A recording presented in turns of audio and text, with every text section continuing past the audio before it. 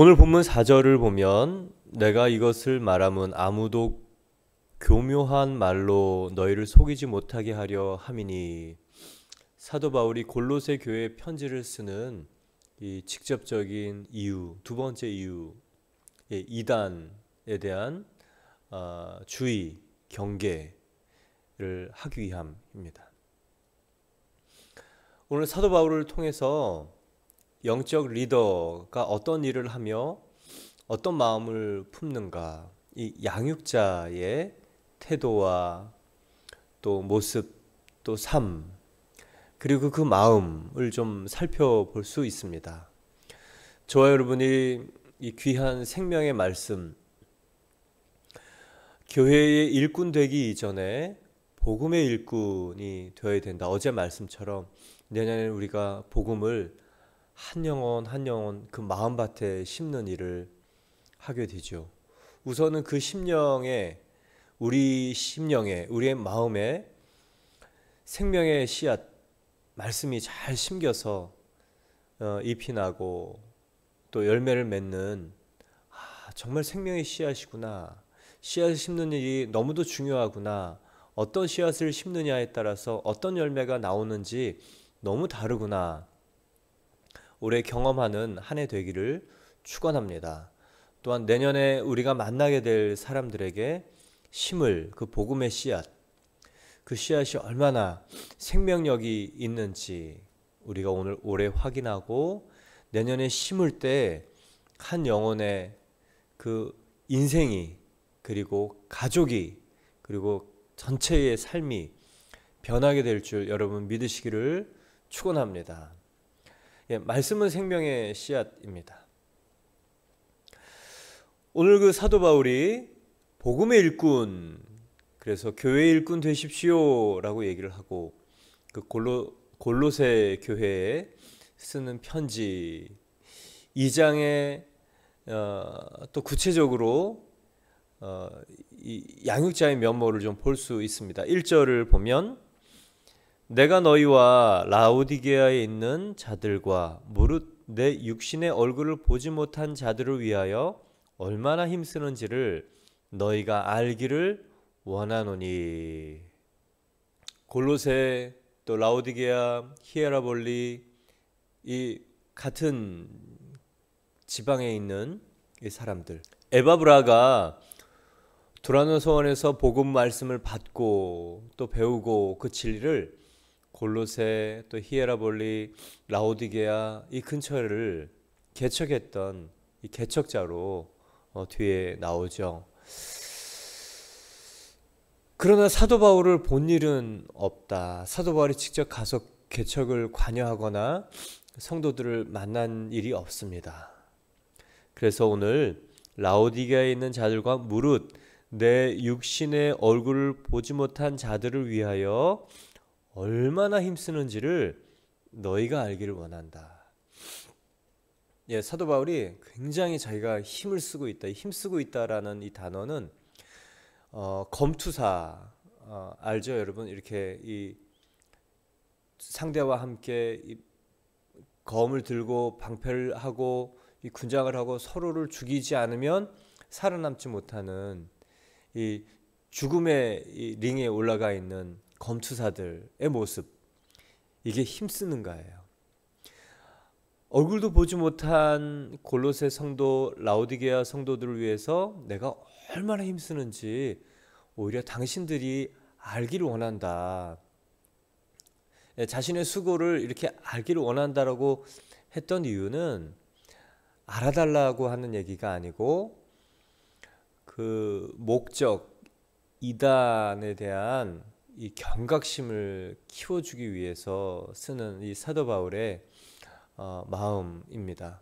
근데 1절에서 영적 리더가 어떠한 모습을 품어야 되는가 볼 수 있는 두 가지의 모습이 있습니다. 육신의 얼굴을 보지 못한 자들을 위하여, 한 번도 본 적이 없어요. 에바브라를 통해서 들었던 겁니다. 그런데 그게 마음에 부담이 생긴 거예요. 영적 리더는 영적 부담감을 가지고 있는 사람이다. 가보지 않았어요. 개척하지 않았어요. 그런데 들었어요. 근데 그것이 마음에 부담이 되고 또 기도가 되고, 그래서 오늘 편지를 쓰는 것입니다. 저 여러분 가운데 하나님이 주시는 영적인 부담감이 있기를 바랍니다. 어떤 내용을 들었는데 그것이 내 마음속에 자꾸 떠오르고 또 그 생각이 나고, 그래서 기도가 되고, 또 무엇을 하면 좋을까, 어떤 일이 이 상황에서 최선일까를 생각하면서 그 일을 수행해 가는 사람이 영적 리더입니다. 영적 부담감 갖는 것, 이게 양육자의 이 마음이죠. 돌보는 자, 양떼를 살피는 자의 마음, 그 마음이 양떼들에게 있는 사람들의 마음이 바로 영적 부담감입니다. 우리 부모님들이, 우리 자녀들이 이렇게 지나가면서 아유 뭐 먹고 싶은데, 그러면 부모님 그 마음에 그게 이렇게 생각이 있잖아요. 그러면 지나가다가 그걸 아버지가 사오기도 하고, 또 엄마는 그걸 또 해주기도 하고, 비단 작은 음식의 문제이지만 자기가 기르는 자녀, 또 자기가 책임 맡은 영혼들의 이렇게 마음을 쓰고 있는 사람이 바로 영적 리더입니다. 영적 부담감에 있어서 주의해야 될 것은 영적 속임입니다. 사탄은 이 거짓의 영이에요. 그래서 정말로 실제적으로 마음을 쏟고 할 수 있는 최선의 일이 아닌 가짜 부담을 줍니다. 그래서 진짜 영적 부담과 가짜 영적 부담을 구분해내는 것, 이것이 영적 부담감을 삶의 실천으로 옮기는 이 비결입니다. 그래서 가짜 영적 부담, 이것은 빨리 내려놓고 떠나가라 라고 얘기를 하고, 진짜 영적인 부담에 대해서는 무엇이 최선인가 고민하는 것이죠. 오늘 사도 바울이 육신의 얼굴로 보지 못한 자들을 위하여 영적 부담이 있었는데, 보통 이럴 때 사도 바울은 어떻게 하냐면 디도나 디모데를 보냈습니다. 무시할 수 없는 그 부담감, 그래서 자기가 신뢰하는 사람들을 보냈죠. 때로는 고린도 교회에 이 골로새서가 쓰여지기 5년에서 7년 전의 일이죠. 고린도 교회는 직접 방문해서 그 교회 일들을 여러 가지를 이렇게 해결하고 정리하고, 그리고 그 문제를 같이 풀어갑니다. 그러나 골로새 교회에는 직접 갈 수 없는 상황이었습니다. 왜 그렇습니까? 로마 감옥에 투옥되어 있는 상황이기 때문에. 그래서 영적인 부담감을 편지로 씁니다. 영적 부담감을 가지고 있는 사람이 그 다음에 할 일은 무엇인가? 최선책이 무엇인가를 결정하는 것입니다. 갈 수 없는 상황이에요. 그러나 지금은 무엇이 최선인가? 편지를 쓰는 것이죠. 편지를 써서 이 사람을 통해서 보내는 것이 최선입니다. 갈 수 없는 것을 안타까워하지만 그것 때문에 이 괴로움에 빠지지 않았습니다. 오히려 지금 할 수 있는 최선책, 편지를 쓰는 것. 그래서 골로새에 쓰는 이 편지를 지금 우리가 볼 수 있는 예수 그리스도의 탁월한 압축적이고 강력한 이 기독론에 대한 책, 예수님에 대한 책, 많은 사람들이 예수 그리스도의 빛을 보는 이 책을 지금 우리가 볼 수 있는 이유는 사도 바울이 그 상황에서 최선책이라고 선택했던 그 일 때문에 우리도 지금 그 은혜를 누리는 것이죠. 영적인 부담을 가지고 있는 영적 리더라면 그 상황에서 하나님이 주시는 이 최선책을 찾아서 하는 것입니다. 할 수 없는 일을 가지고 눌리지 않았습니다. 감옥에 있어서 갈 수 없는 그 상황에서 눌리지 않았습니다. 할 수 있는 일을 찾아서 최선을 다했습니다. 영적 부담감이 오늘 저 여러분 가운데 성령께서 임재하셔서 들은 말, 또 기도 중에 생각난 것, 그리고 어떤 것이 최선일까 행동으로 옮기는 저와 여러분 되기를 축원합니다. 때로는 이 차선책 같은 일이죠. 갈 수 없어서 편지를 썼는데 지금 보니까 이게 우리에게도 유익이 있는 1세기 골로새 성도들뿐만 아니라 20세기에 우리에게도 유익을 주는 하나님의 이 최선인 것을 보게 됩니다. 그래서 중요한 것은 협력하여 선을 이루시는 하나님을 기대하고 우리가 할 수 있는 최선을 다하는 것. 여러분, 이 영적 리더, 자신의 일이든 다른 사람을 양육하는 일이든 또 삶의 여러 모습 속에서 하나님께서 나에게 주시는 그 마음들, 부담, 그 앞에 내가 최선을 다하고 있는가를 생각해 볼 때 우리는 하나님께서 협력하여 선을 이루시는 귀한 열매를 보게 될 줄 믿습니다. 또한 두 번째, 사도 바울에게서 발견되는 두 번째는 힘쓰는 거예요. 이 사도 바울의 힘쓰는 1절에 발견되는 얼마나 힘쓰는지를 알기를 원한다. 사도 바울의 지금 위치, 신분, 처지, 상황을 보면 한마디로 얘기하면 자기 코가 석자예요. 자기 코가 지금 석자입니다. 오늘 내일 알 수 없는 이 불안, 그리고 이 밤마다 엄습해오는 이 두려움이 있을 수 있고 또 언제 어떻게 변론해야 될지 모르는 이 다급함, 몸도 마음도 지쳐 있어서 정말 이 상태에서 대부분의 사람들의 관심의 대상이고 집중은 무엇이냐? 자기입니다. 나 자신. 근데 사도 바울은요, 이 상황에서 힘써서 다른 사람에게 해야 할 일을 포기하지 않고 힘써서 하고 있는 거 봅니다. 이게 영적 집중력이에요. 리더가 되려면 이 영적 집중력이 있어야 됩니다. 영적 집중력이란 내 상황, 내 감정, 내 처지, 내 코, 요게 집중되어 있으면 영적 집중력이 생기지 않습니다. 자기 집중력, 에고 집중력, 이 안에서는 생명의 열매가 나올 수 없다는 것을 오늘 사도 바울을 통해서 보는 거죠. 사도 바울은 자기가 염려되는 상황이에요. 많은 이 동역자들과 복음을 전했던 사람들이 사도 바울이 염려가 돼서 막 찾아와서 보는 상황이거든요. 정말 염려되는 건 사도 바울입니다. 그런데 자신은 자신에 대해서 염려하지 않아요. 자신의 문제에 얽매이지 않습니다.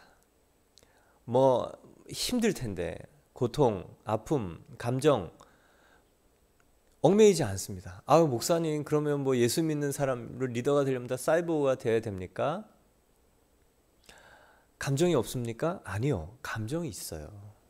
사이보그는 감정이 없잖아요. 아픔 못 느낍니까? 아니요. 아픔 누구라도 아픈 건 아픈 거예요. 괴로운 일 없으면 마음이 상하지 않습니까? 상해요.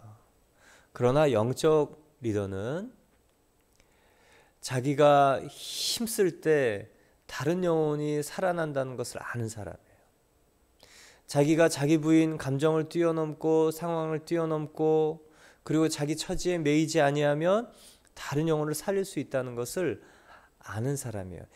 이게 생명은 너에게 그리고 사망은 나에게 역사하지만 생명은 너에게 일하느니라 라는 영적 비결을 깨달은 사람이에요. 사단은 계속 나에게 집중해서 나의 어려움,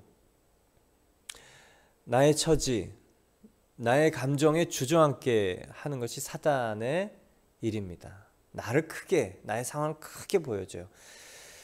그럴 때 다른 영혼을 향해서 내가 아닌 그 영혼에게 행하실 하나님을 기대하고 힘쓸 때 사단은요 완전히 박살납니다.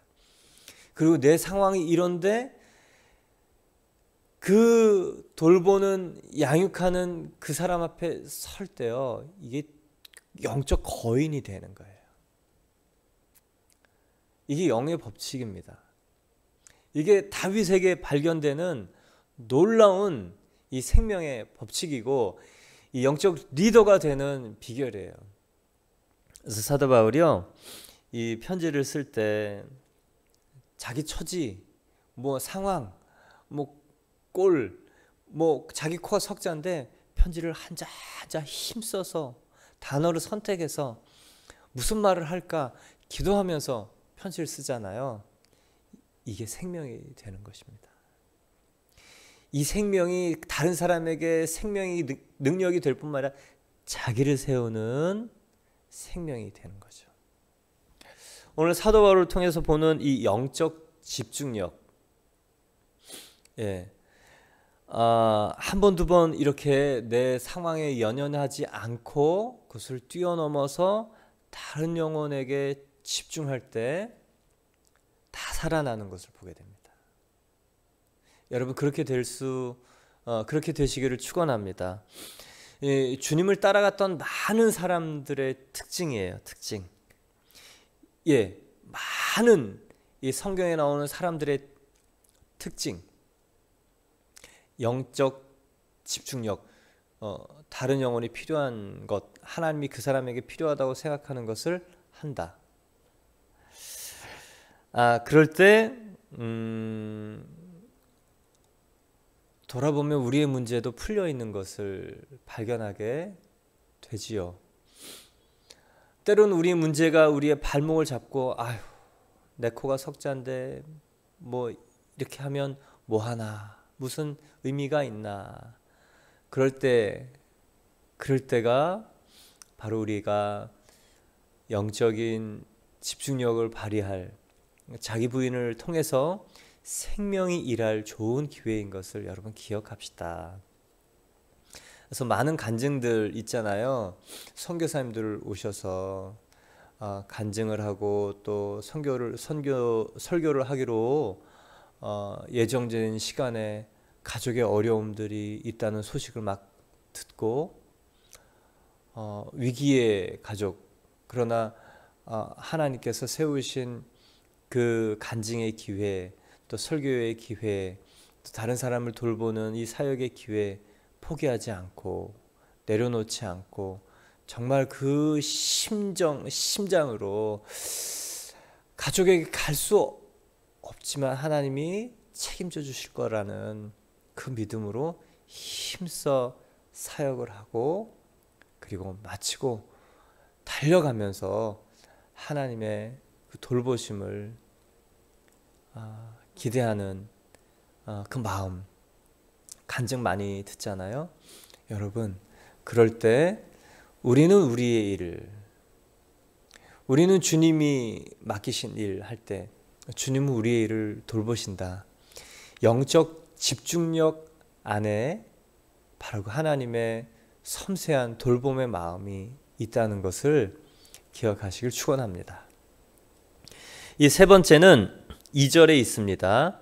이는 그들로 마음의 위안을 받고 사랑 안에서 연합하여 확실한 이해의 모든 풍성함과 하나님의 비밀인 그리스도를 깨닫게 하려 함이니. 사도 바울이 이 편지를 쓰면서 마음의 위안을 받기를 바란다라는 첫 번째 내용이죠. 사도 바울은요, 영적 거인입니다. 이 두란노 서원 사역을 통해서 도시의 지진을 일으켰던 사람이거든요. 그리고 많은 사람들이 그 얘기를 듣고 두란노 서원에서 복음을 받고 그리고 가서 교회를 개척했거든요. 그러니까 그 성도들은 자기의 리더 에바브라를 통해서 사도 바울의 얘기를 들었겠죠. 영적 리더 거인이 자신들에게 편지를 써서 그 상황을 하나씩 체크해주며 대안을 제시하면서 힘내라고 할 때 얼마나 위안을 받겠습니까? 이런 영적 리더가 저와 여러분에게 있지요. 바로 예수님입니다. 하나님입니다. 성령님입니다. 성경은 우리를 향한 하나님의 편지이잖아요. 하나님보다 영적인 리더가 있을 수 있습니까? 없죠. 예, 그분은 모든 것의 근원 되시는, 그리고 우리에게 우리의 마음에 위로를 얻고 안심이 되고 내가 너를 인도할 거라는 그 기록을 편지에, 성경에 기록해서 우리에게 보내주셨습니다. 우리의 상황, 또 우리의 삶에 그 대한 문제가 생겼을 때 어떻게 해야 되나, 어디로 돌아가야 되나, 우리의 기원, 또 문제 해결, 또 여러 가지 이 상황에서 품어야 될 마음들을 성경을 통해서 너무 잘 기록해 주셨습니다. 그러니 저와 여러분이 이 영적 거인, 거인이라는 표현이 맞지 않죠. 하나님께는 하나님이죠. 하나님 우리에게 주시는 우리의 마음의 위로를 받는 그 편지. 저 여러분이 정말 거인이라고 신뢰하는 사람들이 우리에게 편지를 쓴다면 우리에게 힘을 내겠죠. 위로가 되겠죠.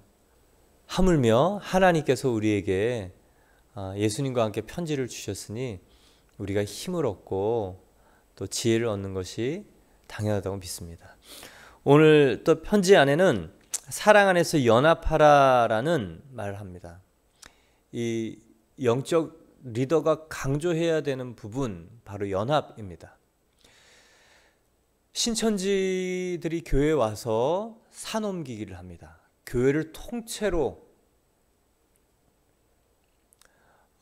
접수하는 일, 이 방법은요, 처음에 우연히 들어와서 하는 일이 분열을 조장하는 일이에요.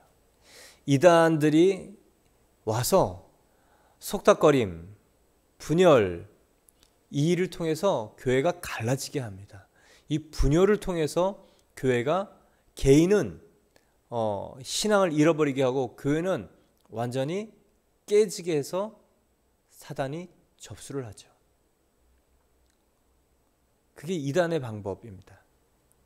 그래서 영적 리더들 그리고 교회는 영적 연합에 대한 강조, 그리고 우리 안에 이 갈라진 마음들, 개개인이 갈라진 마음들을 이 긍휼과 사랑과 관용으로 메우는 기대하는 마음, 소망이 없으면 입에서 쓴물이 나옵니다. 그러면 원망이 불평이 되고 이게 분열이 되는 것이죠. 사도 바울이 교회의 사랑 가운데 연합하십시오라고 얘기를 합니다. 여러 상황이에요. 골로새 교회 사회가 불안합니다. 뭐 먹고 살지? 옛사람의 모습, 옛생활로 돌아갈까? 아니야. 천사를 숭배하면 돼. 아니야. 율법으로 다시 돌아가야 돼. 금욕을 해야 돼. 막 분분합니다. 그때 정말 따뜻한 이 사랑의 사람으로, 아니야, 모여봐, 그런 게 아니야, 모여봐, 다시 우리 예수 그리스도에게 집중하자. 예수님에게 집중하면 소망이 있어. 그분 한 분이면 충분하다고 그랬어. 사람들을 모아서 다시 정신이 들게 하고 다시 예수님께 집중하게 하는 일, 영적 연합. 저 여러분 가운데 이 소망의 마음이 있어야 이게 가능하다. 아무리 탁월하고 잘나도 소망이 없으면 안 되더라고요. 그런데 구약 성경을 보면 무지랭이 같은 사람들이지만 소망이 있는 사람들을 하나님이 쓰셨다는 것을 봅니다. 그러니까 하나님 손에 붙들렸던 사람들은 얼마나 능력이 있느냐, 탁월했느냐? 아니요. 얼마나 하나님에게 기대를 했는가, 얼마나 하나님이 나에게 기대하고 있는가를 떠올렸던 사람입니다. 오늘 하나님께서 저와 여러분을 그 눈으로 기대하고 계시다는 것을 기억하시면 좋겠습니다. 아, 하나님의 기대 나에게 있구나. 하나님의 기대 저 사람에게 있구나. 아, 그렇구나. 그 마음, 소망의 마음이 우리 안에 이 하나님의 믿음의 일들을 나타나게 하고 소망의 마음이 우리 안에 그 사랑을 전할 수 있게 하는 줄 믿습니다. 영적 리더의 세 번째 이 연합 안에 있는 소망이죠. 네 번째는 하나님의 비밀인 그리스도를 깨닫게 하려 함이니. 영적인 핵심, 근원, 그리스도, 요거에 대한 분명한 이 확신과 또 이 예수 그리스도에 대한 이 보배, 이 마음이 그냥 차 있어야 됩니다. 다른 거 다 없어도 돼. 예수님 있으면 책임지셔. 금과 은 내게 없는데, 여러분 금, 은 없는 게 자랑입니까? 근데 그게 부끄럽지 않다는 거예요. 사도 베드로가 금과 은은 내게 없거니와 내게 있는 것은 내게 주노니 나사렛 예수 그리스도의 이름으로 일어나 걸으라. 은금 없는 게 부끄럽지 않아요. 이게 성령 충만입니다. 내게 부족한 모든 것이 그게 나의 부끄러움이 아니다. 나에게 가진 것 예수 그리스도가 있다. 이 세상 보화하고 예수님하고 비교할 때 무엇이 정말 보배인가를 깨달아진 사람이 영적 리더죠. 영적 리더가 가지고 있는 가장 큰 근거, 믿음, 확신 바로 예수 그리스도입니다. 저와 여러분 가운데 이 마음 있으시죠? 예, 3절을 보면 그 안에 지혜와 지식의 모든 보화가 감추어져 있느니라. 지혜와 지식의 모든 보화가 감추어져 있느니라. 예수님 안에. 그러니까 예수님 안에 그게 있는 거예요. 그러니 그 안에 있는 보물만 갖는 사람은 바보죠. 예수님을 갖는 사람은 다 갖는 겁니다. 예수님을 품은 자는 다 품은 자입니다. 그래서 내 안에 정말 이 예수님이 진짜 보물이구나가 알아지고 깨달아지기를 바란다. 이게 사도 바울이 양육자로서 동반자에게 하는 핵심적인 말이에요. 3절, 4절, 2절, 3절 다시 읽어볼까요? 확실한 이해의 모든 풍성함과, 그러니까 정확하게 그리고 풍성함을 알길 바라는데 그것이 뭐냐면 하나님의 비밀인 예수 그리스도다. 그리고 그 안에는 지혜와 지식의 모든 보화가 담겨져 있다. 무엇이 사람들을 영적인 충격과 호기심과 생명으로 이끄는가? 내 안에 계신 분이 진짜 보물인 거를 내가 인식하고 살 때, 정말 내가 가진 모든 것에 예수 그리스도 한 분이 주는 그 비중, 이게 모든 것이구나. 이분만 있으면 살 수 있구나. 이분은 창조주이시구나. 200만 명 서울의 5분의 1에 해당하는 사람들의 아침, 점심, 저녁을 40년 동안 날마다 공급한 분이구나. 이 그리스도에 대해서 여러분 알아갈수록 이 훈련, 계속 우리 안에 훈련이 되어져 가는 거죠. 훈련을 어떻게 통과하는가? 예수님을 알아가면서 통과하는 것입니다. 사람들은 이 돈이 되는 지식을 좋아해요. 그죠? 즉각적인 유익, 또 자기에게 이 처세술이라고 얘기하는 자기에게 삶에 유익한 지식을 받기를 원합니다. 유튜브에 수도 없이 나오죠. 그리고 건강에 대한 지식 수도 없이 나옵니다. 그래서 사람들한테 예수 그리스도를 아는 지식이 최고입니다라고 얘기하면 별로 이렇게 귀담아 듣지 않아요. 그런데 내가 그렇게 살면 됩니다. 돈 버는 비결이 있는데 그거 알려주겠다 그랬는데 아니야, 그것보다 예수님을 아는 지식이 더 필요한 거든. 이거 공부해보자. 건강에 대한 지식을 막 알려주는데 내가 아니야, 그 지식보다 예수 그리스도를 아는 게 좋아. 이렇게 얘기할 수 있어야 되는 거죠.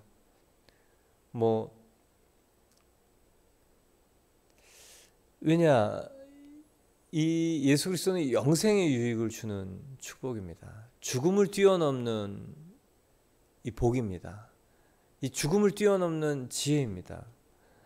이 삶의 이 유복한 삶을 주는 것, 이 정도가 아닌 거죠. 그래서 예수 그리스도를 아는 지식이 저와 여러분 안에 이 실제적인 지식이 되기를 바랍니다.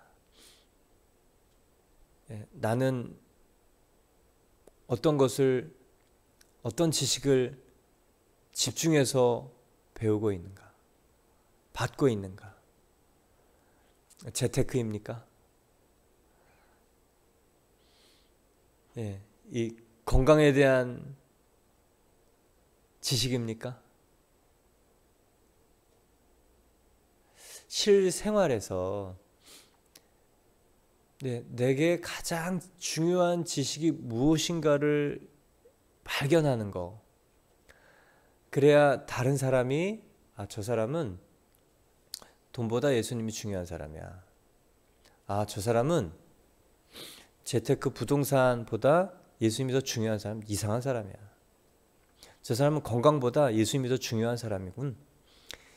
이게 되면서 우리 안에 이 실제적으로 내가 중요하다고 생각하는 그 삶의 비결 그리고 열매들이 다른 사람을 통해서 나타내지고 보여질 수 있습니다.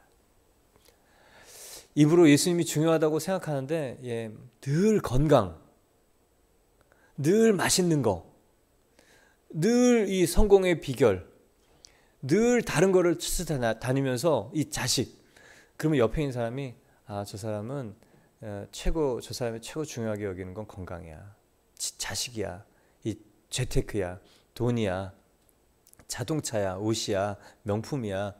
그러면 그 사람이 영적 리더, 영향력 아무것도 없습니다. 옆에 있는 사람이 웃죠. 콧방귀 낍니다. 그러나 예수님 때문에 내가 모든 것이 괜찮아. 다 괜찮아. 이렇게 되면요, 옆에 있는 사람이 금방 알아봐요. 저 사람 초월했군. 이 물질 세계 초월했어. 저 사람 영적인 사람이야. 여러분, 영적 권세는 세상 사람들이 먼저 알아봅니다. 네, 알아봅니다. 영적 권세는 알아볼 수밖에 없어요. 예수님이 이 안에 얼마나 크신가는 그냥 알아보는 것 같아요. 함부로 못합니다. 근데 나한테 함부로 한다, 그러면 나한테 영적 권세가 없는 거죠. 여러분, 예수님으로 한 분으로 충분하다, 이거는 이 땅에서 할 수 있는, 세상 사람들이 할 수 있는 얘기 아니잖아요. 근데 그 얘기가 되어지면 사람들이 이 사람을 다르게 봅니다. 영적 리더의 근원, 근간, 예수님이 내 중심에 있는가? 여러분, 실제적인 예수 그리스도 삶으로 나타나기를 축원합니다. 그렇게 믿고 그렇게 살면 그게 다른 사람에게 나타날 줄 믿습니다. 이 다섯 번째, 영적 리더의 삶의 모습의 다섯 번째는 5절입니다. 이는 내가 육신으로는 떠나 있으나 심령으로는 너희와 함께 있어 너희가 질서 있게 행함과 그리스도를 믿는 너희 믿음이 굳건한 것을 기쁘게 봄이라. 내가 너희들과 육신으로는 떨어 있지만 심령으로는 함께 있다. 그러니까 너희는 질서 있게 행하고 굳건한 것을 기쁘게 여기서 질서 있게, 예전 번역은 규모 있게라는 것이고, 또 굳건하게, 이 두 개 다 군사 용어라고